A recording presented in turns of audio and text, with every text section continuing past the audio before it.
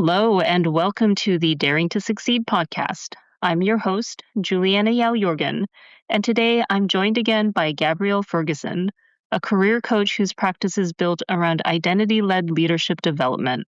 Her passion is in helping leaders understand who they are beyond their job title and any preconceived notions. Welcome back to the podcast, Gabs. Thank you so much for having me. It's my pleasure to return. Yes, and I am so excited that we're going to be starting some co-hosted episodes. And it's been a while since you last joined us on the podcast. So I'm wondering whether it's for listeners who missed your first episode or just need a little bit of a refresher on kind of who you are, what you do. Could you tell us a little bit about like the type of people you coach and what you normally help them with? Absolutely. I think it's just over a year, maybe, since I was a guest. So yeah, I'm very excited to be around a little bit more and co-host with you. So typically, I coach senior leaders. So if we're looking within a corporate hierarchy, from that head of level and up to CEO, and I coach people who are looking for, I would say, a deeper level of support. They're normally at some kind of crossroads or wanting to make some kind of change. So some examples of the topics that people have come to me for coaching would be things like burnout recovery, considering their next steps, clarifying what their next role might be and why, uh, dealing with imposter syndrome, which we know can affect people at all levels. That kind of thing is typically where I'm helping people. Amazing. And I know that we've got so many topics that are planned ahead, so I cannot wait to get into all of those with our different perspectives on everything. We have a lot of ideas. So anybody listening to this one, please stay tuned. There is so much in our backlog. And I'm really excited to discuss these topics. We have such wonderful co-working days and lunches when we meet up, and we've often made the joke, gosh, I'm sure people would want to listen to this conversation. I'm sure they'd want to have an ear in. Maybe the table next to us is earwigging a little bit because, our conversations, I genuinely enjoy them so much. And I think they are interesting. And we have different perspectives, different backgrounds that add these different lenses to it. So I'm really excited. Yes. And I'm really looking forward to being able to have maybe less polished conversations since we know each other and we're not Yeah. afraid to kind of disagree with each other in a friendly way or push the Yeah. envelope on what we're talking about. And as we said when we were sort of planning this a couple of weeks ago, having an opinion. And I think Mm, that's something that if I can say, I'm really noticing. I'm a big podcast listener, on my walks and things. And we've got to a place where there's, things are getting watered down and information is becoming more and more generic. And I think what we are really passionate about is we have very considered, informed opinions. We're not going to stray, beyond our patch. We're talking about things that we genuinely know that we've worked in. But we have a view, we have a slant on things, and we're not afraid to disagree. And we're both very good listeners and like learning about each other and hearing those different perspectives. So I hope it will be interesting and maybe refreshing for people to listen to as well. yes. Well, why don't we dive right into it then? Today, because it's our first co-hosted episode, we wanted to kind of talk about what success actually means since the podcast Mm, is Daring to Succeed. I know when we were preparing for this conversation, we had already quite a bit of a conversation about what that looks like. yeah. Maybe, Gabs, you can kick us off with some of the comments you made about how success has changed for you over the years. Sure. So um, the dictionary definition of success is, I'm joking, I'm joking, I'm joking. When we're having a conversation, we're throwing ideas around, and I made the comment that my next birthday, which will be in December, I am 30 plus a few years, and my definition of success, if I think about when I was turning, let's say, 17 or 18 compared to 27, 28, compared to whatever my next birthday will be, are three very different things. And I think that's the point. I think that's the point of something as, nebulous as success is. It's meant to evolve. And I think we forget that. Um, like most things as humans, we like consistency. We like to be certain in terms of our feeling of safety around things. And I think as much as anything else, our idea or definition of success can get stuck. And actually, it's meant to change. A sign that we're alive is that we're changing, right? So if I think back to, let's say, 10 years ago when I was 26, oh my God, what was I like at 26? But my definition of success was driven, I would say, solely probably by status. I would say status and the metrics and milestones that go along that. And a lot of that is rooted in comparing myself to other people, whether it's my own, peers, colleagues, friends, measuring and monitoring how am I doing in relation to, but then probably the social media Instagram effect of, well, everybody else is X and I'm not. Everybody else is going on 4 foreign holidays a year and I'm not, and I think it's that tension between what I have and what I don't have was a really big thing in my 20s. I was the kind of person that put a lot of my time and energy into work. My idea of success and my feeling of success was so driven by work, my status, my grade, my title, my salary, what I was getting qualified in. And what's complicated about that is that it paid off. Time and energy into work and be young enough and single enough to work all the hours and have the desire enough, it paid off. I did extremely well. I, grew my salary, I grew my roles, I moved around, experienced different industries. I had amazing work experiences. And then I burnt out. So that was not so successful. So I think I've got this, I don't necessarily have a complete answer for today, but I've got this idea that there's some metrics and milestones involved that have probably changed, but also there's success can be a feeling or a state. And I think it's very hard to feel successful if you're constantly chasing. So I think there's an element of safety and contentment that is really important, which is something now in my 30s and heading into my later 30s is way more important to me now than ever before. So I know that was a lot, and I'm a co-host, so let me pause for a sec, but that's kind of my initial thoughts around that. Yeah, and there's so much there to unpack, but I kind of wanted to stay on the thread of um, our idea of success or even just our goals shifting beyond our 20s, 30s into our 40s and 50s because I'm sure you see the same with your clients, but I have so many clients who are kind of surprised by their own shift in how they define success, that they've, similar to your story, they've defined success with their career accomplishments for so long and it's paid off and they've been running on this high of promotions and raises and accolades.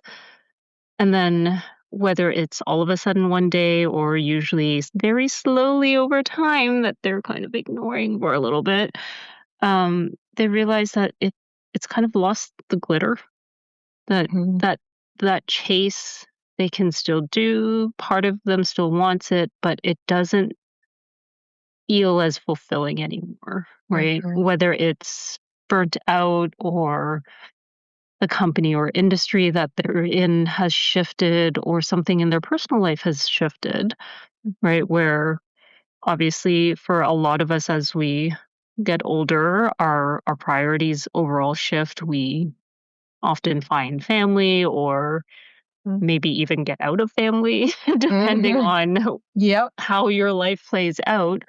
Um, and sort of all of a sudden, very slowly over time, they realize that kind of they're not quite so fulfilled with the same thing they've been chasing for a really long time, and it can be really jarring, especially when you don't have someone to talk to who um, is there to make sure you're okay and not there to make sure that you are still in the succession plan of the big company that you're working for, or still Mhm. engaged, or still going to be bringing in the dollars or pounds for the family. Mhm.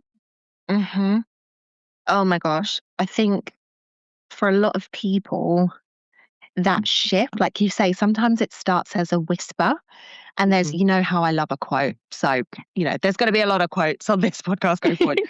One of the quotes I love the most is the universe whispers until it screams.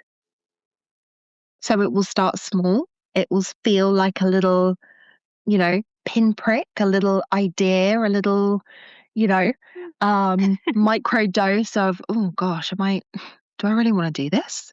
Yeah. Or what am I doing this all for? Those existential questions that keep us up in the wee hours of the morning. Um, and I think that shift, at first, it feels wrong. Yes. And I think that's what's that is what can be so jarring about it. How can I not want the thing I've always wanted? Yeah. Does that, that's part of what makes me me. And for a lot of people, as we've said, it's career focused. Some people it's in, the world of dating. Some people it's things like even more personal, like weight loss. I've always wanted to lose that last stone and a half. And if I don't want to do that anymore, then what fills that gap? What is there? And it can be very jarring. And I think your point is an excellent one where when you work with someone who's external, and as coaches, we are not only typically external to the organization because we work for ourselves, but we're also not your friends or family or partner either. So our agenda is purely our client's success, whatever that means. And I've had some clients recently where they've come, to me for help around their career. And we've done a couple of sessions and we've made progress, but they've started to really embrace the safe space that I can create and that they can explore things and test out ideas and have conversations with no agenda. So it's not written in stone. They can throw out something flippant or something wild. And I'm not, their partner or family member or manager or peer that goes, oh my God, what? You can't do that. I'm like, oh, okay, tell me more. Share with me. Where's that come from? How long have you been thinking about that? Anything goes in a coaching session because that's the purpose of it. We create this, you know, tiny but powerful container. It might be 1 hour a week where you get to just go wild and dream up things. And I've actually had a couple of clients who are making career pivots or making really brave decisions that they wouldn't really have done otherwise because they've had somewhere safe to go, well, actually, yeah, I don't want this. I think I might want this. How would that work? And I go, well, let's talk about it. Let's make a plan. Let's reverse engineer. Let's use, the frameworks and the techniques that we both have. Um, but I think it's that initially that line of thinking will feel wrong because it's counter to what you've been thinking for a long time. Yeah. Yeah, and I think and maybe almost as a preview, because you teased out some of the conversations that we will be having. Oh, did I? Sorry. Um, no, I think it's really good because I was just thinking of teasing one out too, that Yeah. there's also a bit of, and we'll explore this more in some of the daring Mm. decisions that Gabs's clients have made in future episodes, but One thing we were talking about as well that I think ties back into this conversation about success is how sometimes it's jarring because it feels wrong, but also because we're a little worried that giving up on achieving that goal or that um, almost identity of being somebody who is an achiever can feel really, well, jarring, for somebody, especially those of us who have grown up in a culture where achievement is part of who you should be. Mm, It's not just a nice thing to do, but everybody should be going after something and achieving mm, something and, goals, milestones, check boxes, all the mhm, things. So when suddenly that feeling of I'm not sure if this is what success means for me anymore, but I don't know what it is, mhm, can be just very odd because you've gone from having chased a definition of success for so long, mhm. you don't have a new one to go to yet. So what fills the space? But a general discomfort. and Yeah. and some people just stick to that old definition. I know for me at one point when I was working with my own career coach, Mm, um, I wasn't quite sure I was on the right path anymore. mm, And she challenged me to think, is that really because you don't want that path? Or is it mm, something else?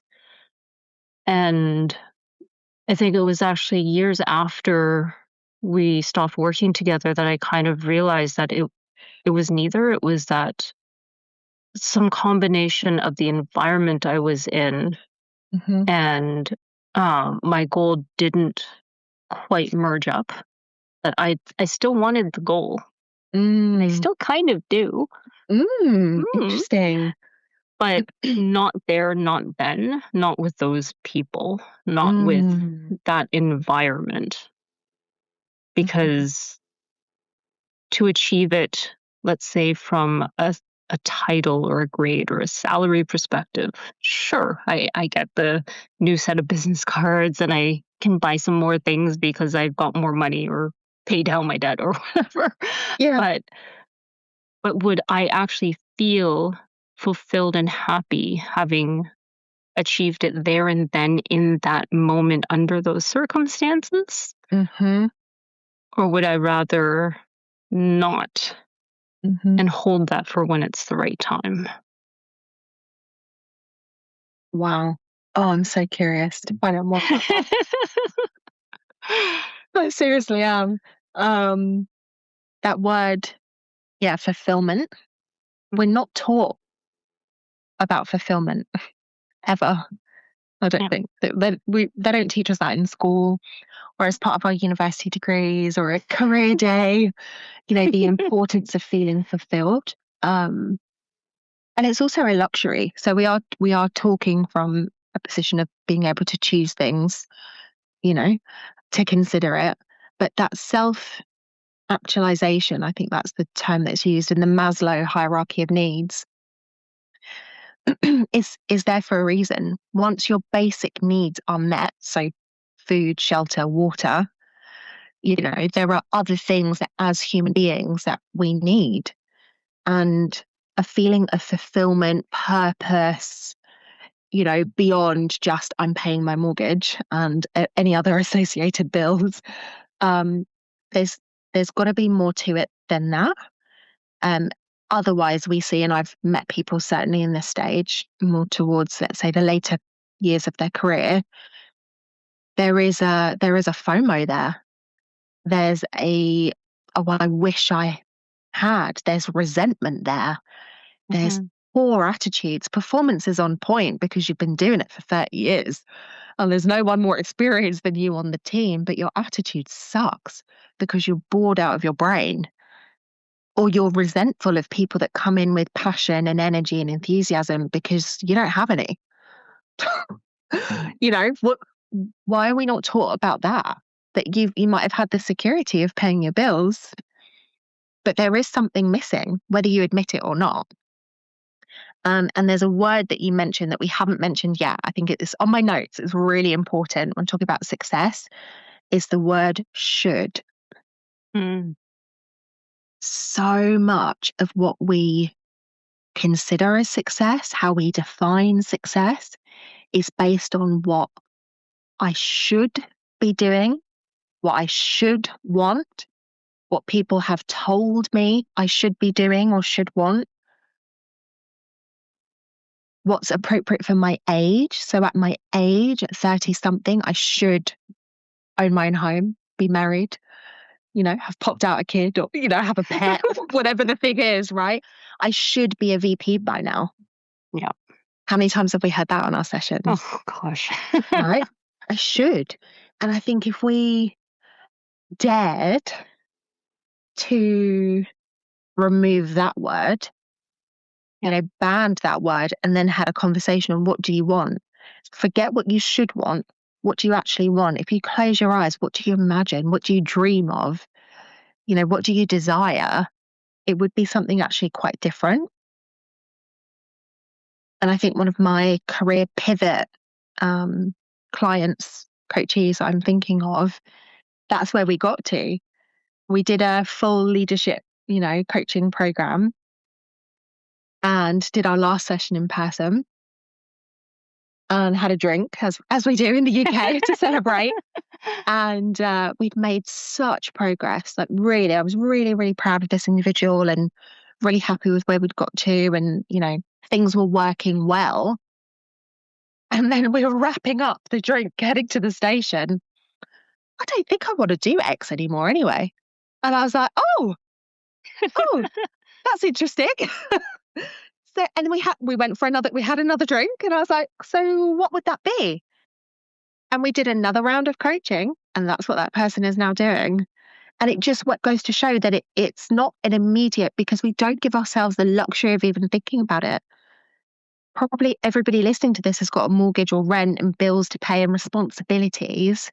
We don't give ourselves the time, the space to even explore what that could be. So no wonder we're all walking around with the shoulds, Well, and I kind of wanted to tie up the thought of the needs being met, it moving into fulfillment and the shoulds, because they're kind of, in my head anyway, they're kind of part of the same continuum where earlier in your career, earlier in your life, your definition of success is very likely something that's been handed to you, something that's either been imposed on you directly, depending on your family situation or your personal situation, or just something that you've absorbed through whatever culture you grew up in. And then once your needs are actually met, that is when you have the luxury of deciding for yourself what you actually want. But we've been conditioned for so long in our early years of, oh, well, that's just a dream. You should get a stable job. Oh, well, you can't go be a rock star. You should go to uni and get a safe job. That's one of your secrets, Shin. Oh my gosh, no. Do not put me on stage. I've been told I'm tone deaf. Rock star. Oh my gosh. But you know how when we're younger, we have all these grand designs of I want to be this, or I want to do this, and very slowly we're put into these little safe boxes and told you need to keep yourself in these little safe boxes. And when you finally built your box to be safe, all of a sudden you don't want to be in that box anymore because you don't need to, right? And I think just kind of wrapping up our whole conversation here, it's this whole, we've had this early stage in our early career, in our early life, where success meant a certain thing, right? It meant achievement, it meant grades and salaries and titles, which we've I know I've chased after. I'm not We going to we pretend I haven't. we all have. That's the thing. I think Right. we all have. Yeah. But then we hit that certain point where we're comfortable, we're safe, we can pay our bills, we can actually live our lives a little bit. And then suddenly it's, wait a minute, I'm waking up at 2 a.m. and I can't get back to sleep because I'm so concerned about what's happening at work Hmm. or the security of my job or whatever. And after all these years of chasing the same definition of success and then finally getting to a point where we have the luxury, the freedom to define it for ourselves, we've forgotten what it used to be. We fall out of touch, I think, with the things that light us up, that interest us. Yeah, We get so, and I'm sure we'll talk about this in a later episode, overwhelmed with the idea of it making sense to other people. yeah. We get overwhelmed with, well, how on earth would I even do that? How would I get from here to there? Now, I know I'm guilty of that, and you helped me with that the other day. Um, and all of that is a symptom of being in the box for too long. All of that. And I think Yeah. what we do, what my passion is helping people break out of the box. Or at least let's just even consider what might be outside the box, Yes. um, and trusting ourselves with the resources we have to figure things out, and seeing the world not as this row of boxes, but actually there is so much available in the world, and people create their own roles and their own portfolio careers. There's something I've helped a client with recently, was considering her being multi-passionate. That's a phrase I've stumbled across recently, being multi-passionate, because it was very hard for her to meet those needs and feel success in one role. And there wasn't a job description out there that was fitting the bill. And I just said, well, what if it was like 3 or 4 different things? What would those be? That we really can, we have so much more opportunity to create and be creative around this than we think, because we're used to seeing it as a series of boxes. And I think that's something that, yeah, I'm sure we'll talk more about it, but it's very exciting to help other people with that. Yeah, I was just thinking as well, we were preparing that other topic too about Yes. um sort of the ideas that we have stuck in our heads that kind of limit us from actually going after the big thing that we want. So Yes. definitely lots more topics. I'm probably going to wrap things up here because Gabs and I could probably go on for hours All day. All all day. day about everything. But yeah, I think that kind of wraps up what we wanted to explore about success. We have so much more planned for you. And obviously, anytime, connect with us on LinkedIn or through our emails on our website. If there's any topic you want to hear from us on the podcast, or even if you want to just chat one on one about something, we're here. Absolutely. And let us know in the comments Yeah. your definition of success, what it means to you now, what it doesn't mean. We would love to hear. Yes. Definitely want to see those comments. So Perfect. thanks, Gab, so much for coming back to Daring to Succeed. I can't wait for our future conversations. And thanks to all our listeners for staying with us till the end. We'll see you next time. Thank you so much. Have a great week, everyone. See you next time.